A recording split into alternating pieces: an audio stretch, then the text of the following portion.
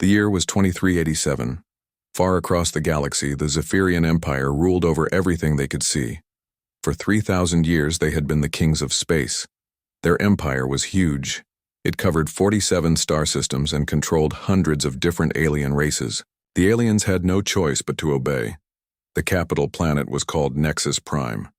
It was a massive world covered in tall metal towers and busy government buildings. Millions of alien workers moved through the streets like ants. They all served the Empire. They all feared the Empire. Admiral Crix Valdoran sat in his command chair on the bridge of his flagship. He was the most powerful military leader in the galaxy. His ship was 10 miles long and carried enough weapons to destroy entire planets. Around him, thousands of other warships floated in perfect formation. Valdoran was old, even by alien standards. His blue skin was covered in scars from 100 battles. His 4 eyes never missed anything. When he spoke, entire fleets obeyed without question. On this day, something was different. A young officer ran up to him with a worried look on his face. "Admiral, we have a problem," the officer said. His voice was shaking. "What kind of problem?" Valdoran asked. His voice was cold and harsh.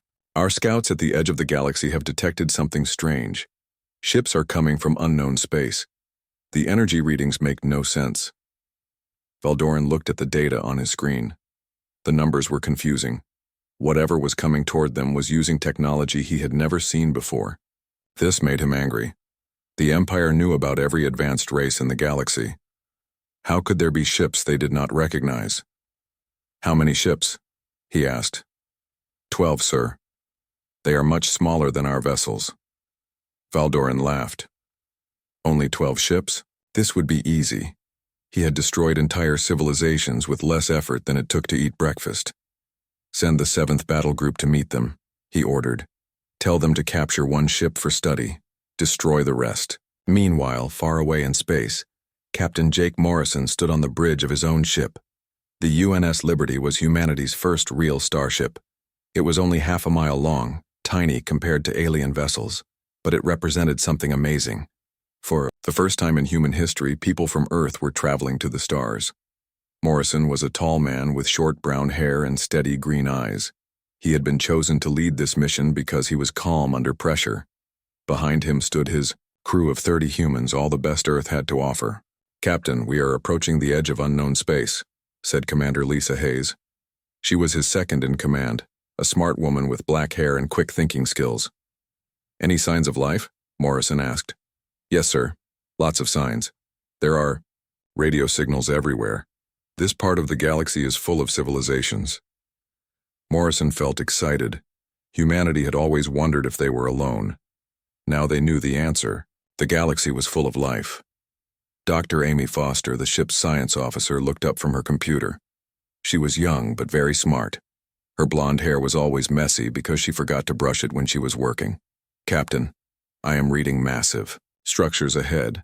Cities, space stations, entire worlds covered in metal. Whoever lives here has been building for a very long time." "Are they friendly?" Morrison asked. "Unknown, sir. But they are definitely watching us. I am detecting scanner beams from multiple directions." Morrison made his decision.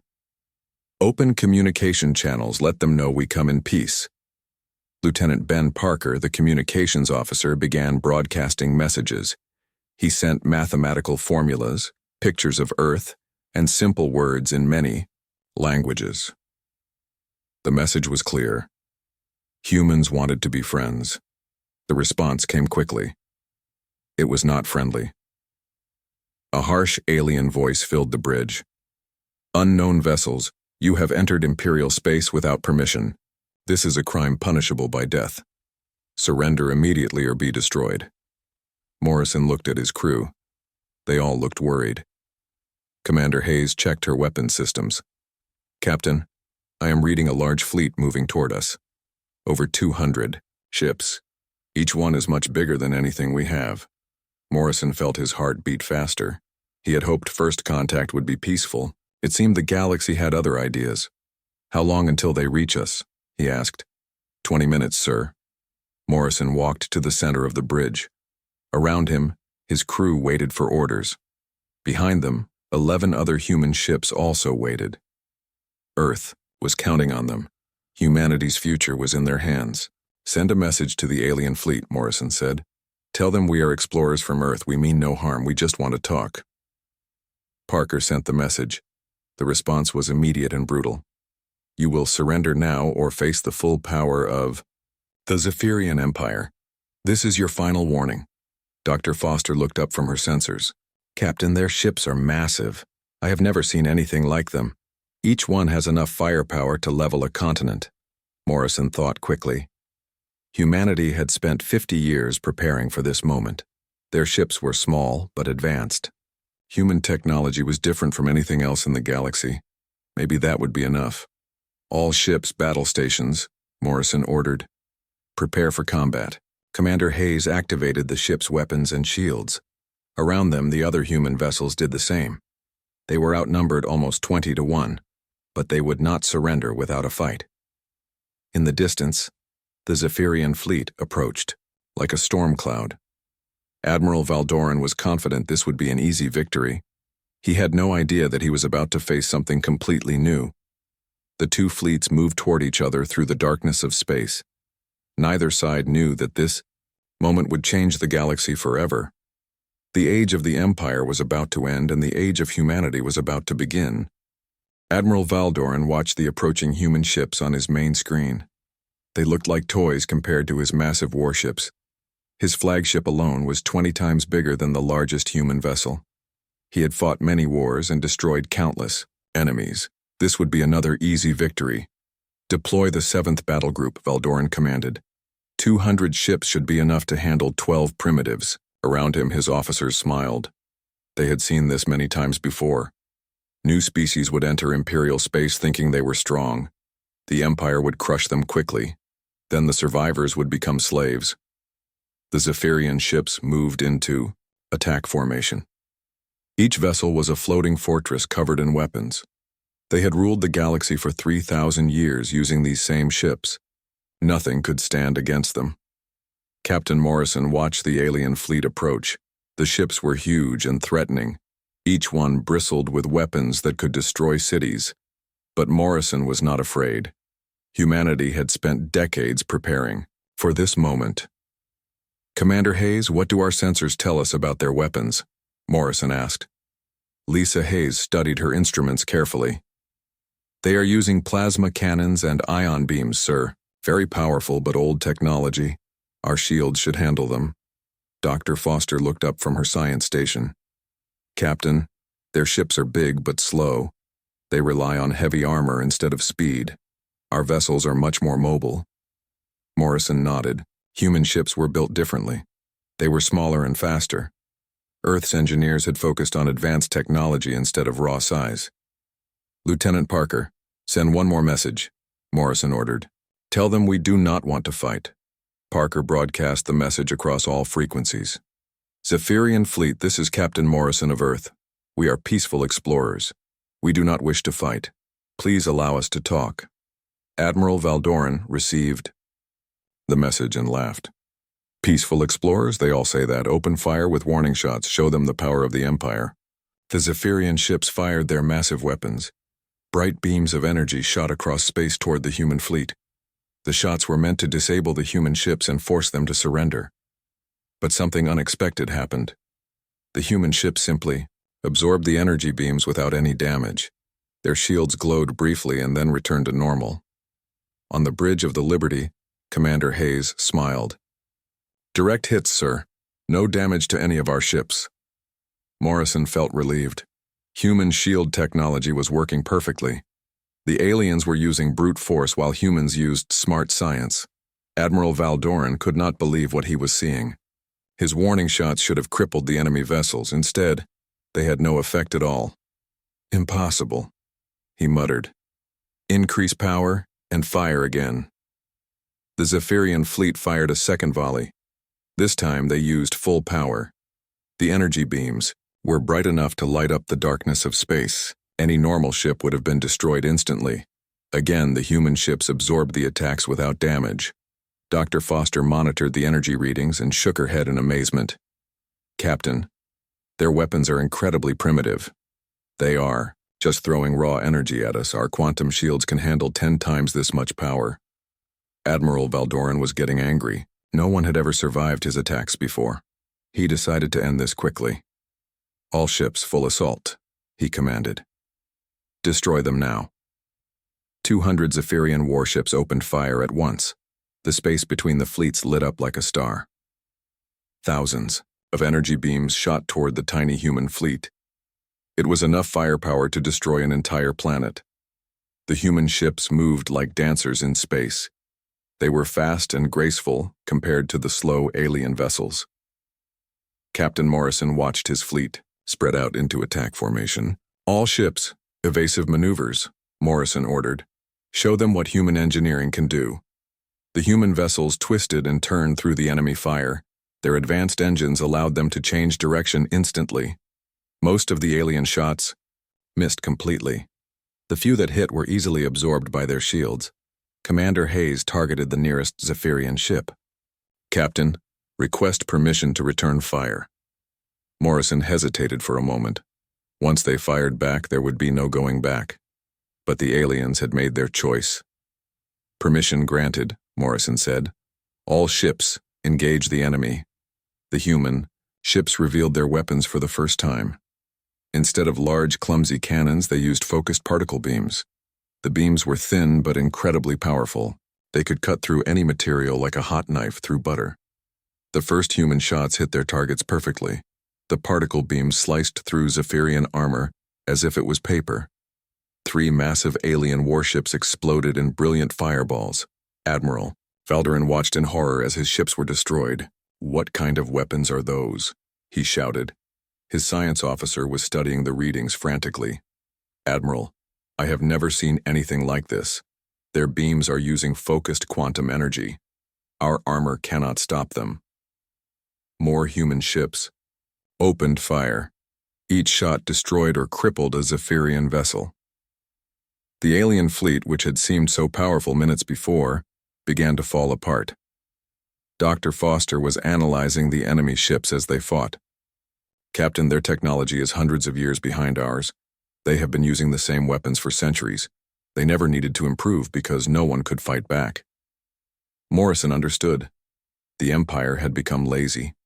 They relied on fear instead of innovation. Meanwhile, humanity had been pushing the limits of science for decades. The battle was one-sided. Human ships danced through space, destroying everything they aimed at. The massive Zephyrian vessels were too slow to hit the quick human fighters. In less than an hour, 50 alien ships had been destroyed. The rest were trying to retreat. Admiral Valdoran could not believe what was happening. "This is impossible," he said. "We are the masters of the galaxy. We cannot be defeated by 12 small ships." But the evidence was right in front of him.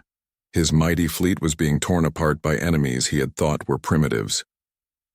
Captain Morrison opened a communication channel to the retreating aliens. "Admiral Valdoran, this is Captain Morrison. Your fleet is defeated. Withdraw your remaining ships and there will be no more killing." Valdoran stared at the screen.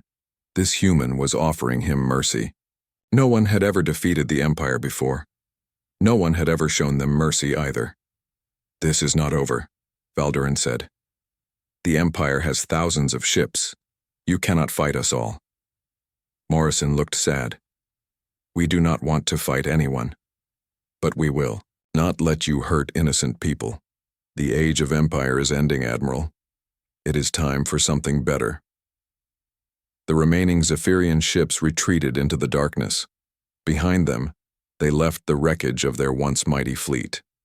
News of this defeat would spread across the galaxy like wildfire. The empire that had seemed invincible was not so strong after all. The news traveled fast across the galaxy. In every corner of Imperial space, people heard the same impossible story. 12 small ships had destroyed 50 of the Empire's greatest warships. The mighty 7th Battle Group was gone. On Nexus Prime, Emperor Zorith Maximus sat on his golden throne. He was ancient, even by alien standards. For 800 years he had ruled the galaxy with an iron fist. His word was law. His power was absolute, but today his hands were shaking. "This cannot be true," the Emperor said to his advisors. "No, one can defeat our fleets, the reports must be wrong." General Cain Bruticus stepped forward. He was the Emperor's top military commander, a fierce warrior with battle scars covering his face. "My lord, I have confirmed the reports. Admiral Valderan survived the battle. He says the humans have weapons we cannot understand." The Emperor's 4 eyes burned with anger. "Then we send more ships. We send 1,000 ships. We crush these humans before they can spread their poison." Chief Administrator Vera Quintus raised her hand. She was old and wise, one of the few people who dared to disagree with the Emperor. "My lord, perhaps we should try to make peace with these humans. If they are so powerful, maybe we can work together." "Peace?" the Emperor roared. "The Empire does not make peace. The Empire conquers or destroys. There is no other way." But across the galaxy, other people were hearing different ideas. Captain Morrison had made a decision that would change everything. Instead of attacking more Imperial targets, he ordered his fleet to help the people who suffered under Empire rule. "Commander Hayes, I want you to coordinate relief missions," Morrison said. "Find planets where people need help. Give them food, medicine, and hope." Hayes smiled. This was why she had joined the space program. Not to fight wars, but to help people. "Yes, sir. I have already identified 12 worlds that are suffering under Imperial rule." Dr. Foster was excited about the mission. "Captain, we can share our medical technology. Our knowledge could save millions of lives." The human fleet split up into smaller groups. Each group went to a different world. They brought gifts instead of weapons. They offered friendship instead of slavery. On the mining world of Kepler 442, the human ship UNS Hope arrived in orbit. The planet was covered in deep mines where alien workers dug for precious metals. They worked 18 hours a day and barely had enough food to survive. Lieutenant Colonel Steve Adams led a team down to the planet's surface. He was a tough soldier, but he had a kind heart. When he saw how the miners lived, he was angry. "This is not right," Adams told his team. "These people are treated like animals." The local Imperial governor was named Commander Zek. He was cruel and greedy. When he heard about the human ship, he was worried. "What do these humans want?" Zek asked his guards. Adams met with the governor in his palace. The building was beautiful, while outside people lived in dirt and poverty. "We want to help your people," Adams said simply. Zek laughed. "Help them? They are workers. They exist to serve the Empire." "Not anymore," Adams replied. He pulled out a device and pressed a button. Suddenly, every communication system on the planet was broadcasting the same message. "People of Kepler 442, you are free. The Empire can no longer protect its governors. You have the right to choose your own leaders." Within hours, the miners had surrounded the governor's palace. They were no longer afraid. They had heard that the mighty Empire had been defeated by 12 small ships. If that was possible, anything was possible. Similar scenes were happening on dozens of worlds. The human ships arrived with food and medicine. They helped establish hospitals and schools. They showed people that life could be better than slavery. On the agricultural world of New Terra, Dr. Foster worked with local scientists to improve crop yields. "With these new seeds, you can grow 3 times as much food," she explained to a group of farmers. The farmers had never seen technology shared freely before. The Empire always kept the best knowledge for themselves. "Why are you helping us?" asked an old farmer named Krell. Dr. Foster smiled. "Because helping others makes us all stronger. On Earth, we learned that working together is better than fighting." The psychological effect was devastating for the Empire. For 3,000 years, they had maintained control through fear. People obeyed because they believed the Empire was all-powerful. But now, everywhere people looked, they saw human ships operating freely in Imperial space. The humans came and went as they pleased. They helped whoever they wanted to help. The Empire could not stop them. Rebellion began to spread like a disease. On the trade world of Antara, merchants refused to pay Imperial taxes. On the factory world of Meridian, workers went on strike. On the agricultural world of Verde, farmers stopped sending food to imperial cities. Admiral Valdoran found himself fighting fires across the galaxy. Every time he sent ships to stop one rebellion, two more would start somewhere else. "We need more ships," Valdoran told the Emperor during an emergency meeting. "The humans are inspiring resistance everywhere. They go." Emperor Zorith Maximus was furious. "Then find these humans and destroy them." "I cannot," Valdoran admitted. "Their ships are too fast. Every time we get close, they disappear. And their weapons, my lord, they can destroy our largest vessels with single shots." Dr. Foster had been studying captured Imperial technology from the wreckage of the battle. What she discovered shocked her. "Captain Morrison, you need to see this," she said, calling him to her laboratory. Morrison looked at the alien devices she had recovered. "What am I looking at, Doctor?" "The Empire's technology is ancient," Foster explained. "These weapons and computers are hundreds of years old. They have not improved anything in centuries." "How is that possible?" Morrison asked. "They did not need to improve. They controlled everything through fear and size. No one ever challenged them, so they never had to get better. Meanwhile, humans have been pushing the limits of science for decades." Morrison understood the implications. The Empire was not just militarily weak, it was scientifically stagnant. They had built their power on intimidation, not innovation. "Doctor, prepare a full report on their technology. I want to know exactly what we are dealing with." As the months passed, the Empire continued to fall apart. Entire star systems declared independence. Former slaves became free citizens. The rigid structure that had held the galaxy together for 3 millennia was cracking. Emperor Zorith Maximus watched his empire die from his throne room. Reports came in every day of lost worlds and failed military operations. The humans were not even trying to conquer his territory. They were simply helping people, and that was enough to destroy everything he had built. 6 months had passed since the first battle. The great Zephyrian Empire was falling apart like an old building in an earthquake. Entire star systems had declared independence. Former slaves were now free citizens building their own governments. Emperor Zorith Maximus sat alone in his palace on Nexus Prime. The golden halls that once echoed with the footsteps of thousands of servants were now empty. Most of his officials had fled to distant worlds. His mighty empire had become a shadow of its former self. General Cain Bruticus entered the throne room. His uniform was dirty and torn from recent battles.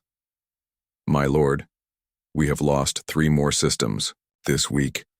The rebellions are spreading faster than we can stop them."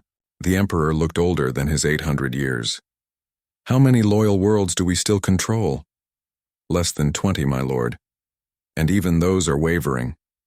The people have heard about the human ships. They know we cannot protect them anymore." The Emperor closed his 4 eyes in despair. For centuries, he had been the most powerful being in the galaxy. Now he was just an old alien watching his life's work crumble. Meanwhile, Captain Morrison was meeting with representatives from dozens of different worlds. The meeting was held on a neutral space station called Haven Point. It was located between former Imperial territory and free space. The station's main conference room was packed with beings from across the galaxy. There were tall, blue-skinned Altarians, small, furry Keplerians, and many other species that had been enslaved by the Empire. "Friends," Morrison began, "we are here to build something new, something better than Empire." Commander Hayes stood beside him with detailed plans, displayed on a large screen. "We propose a galactic confederation based on cooperation, not conquest. Every world that joins will have an equal voice." Dr. Foster addressed the crowd next. "We will share our knowledge freely. Medicine, technology, science, all of it will be available to everyone. No more secrets, no more keeping others weak to stay in power." An Altarian delegate named Senator Vex raised his hand. "Captain Morrison, why should we trust you? How do we know you will not become the new Empire?" Morrison had expected this question. "Because we do not want to rule you. We want to work with you. On Earth, we learned that diversity makes us stronger. A galaxy full of different ideas and cultures will achieve more than any single empire ever could. Lieutenant Colonel Steve Adams was working on Nexus Prime itself. The capital world was in chaos. Without the Emperor's iron grip, different groups were fighting for control. Adams met with former Imperial officers who wanted to maintain order. Many of them were good people who had served the Empire because they had no choice. "Colonel Adams," said former Admiral Valderan, "I know you have no reason to trust me, but I want to help build something better." Adams studied the alien's face. Valdoran looked tired and defeated, but there was something else in his eyes. Hope, maybe, or redemption. "What do you propose, Admiral?" Adams asked. "Let me help establish a transition government. I know how the Imperial systems work. I can help shut them down safely without causing more chaos." Adams made a decision that surprised everyone, including himself. "All right, Admiral, but things will be different now. No more ruling through fear." Valderan nodded. "I understand. I have seen what your people can do. The old ways are finished." Dr. Foster had established medical centers on 12 different worlds. Her teams were teaching alien doctors about human medicine. The results were amazing. On the desert world of Sahara 7, she worked with a local doctor named Healer Zara. They were treating a disease that had plagued the planet for generations. "Your antibiotics are incredible," Zara said, as she watched sick children recover. "In 3 days, they are completely healthy. Our old treatments took months and often failed." "This is just the beginning," Foster replied. "Wait until you see what we can do with genetic therapy and regenerative medicine." The transformation was happening everywhere. On mining worlds, humans introduced safer extraction methods. On farming worlds, they shared advanced agricultural techniques. On manufacturing worlds, they brought clean energy technology. But the biggest change was in how people thought about themselves and their future. Major Kate Wilson was working with former slaves on the industrial world of Factory Prime. These people had never been allowed to make their own decisions. Now they were learning to govern themselves. "We can choose our own leaders?" asked a worker named Tom. "Yes," Wilson replied. "You can vote for whoever you think will do the best job. And if they do not do well, you can choose someone else next." The concept of democracy was spreading like wildfire. People who had been told what to do their entire lives were discovering they had voices. They had choices. They had power. News of these changes reached Emperor Zorith Maximus in his dying empire. He knew his time was over.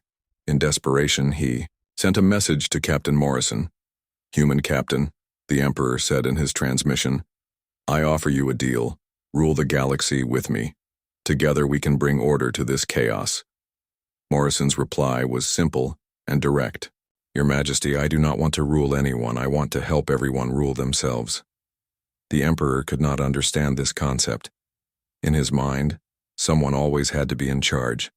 Someone always had to have power over others. 1 year after the first battle, representatives from 89 different worlds gathered at Haven Point for a historic vote. They were deciding whether to create the Galactic Cooperation Accord. Captain Morrison addressed the assembly one final time. "Today, you have the chance to choose your future. You can build a galaxy based on cooperation instead of conquest. A galaxy where every world has a voice and every person has rights." The vote was overwhelming. 87 worlds voted yes.